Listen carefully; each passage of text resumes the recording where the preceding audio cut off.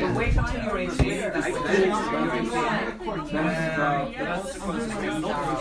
And be careful, like, this never happened to me. I had a very responsible parent. Like, and my parents don't drink, or they drink, so they don't drink, you know. They do, like, to get drunk.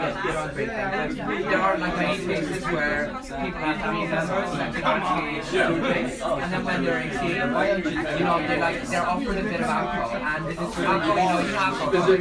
So when you have a drunken alcohol or you find it could be that you take your, like, beer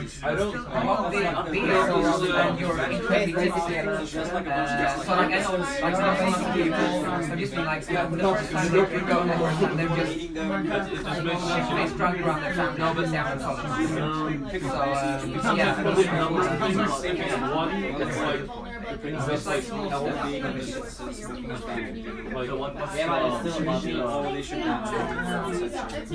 I'm not sold. Like I don't have a good case against like.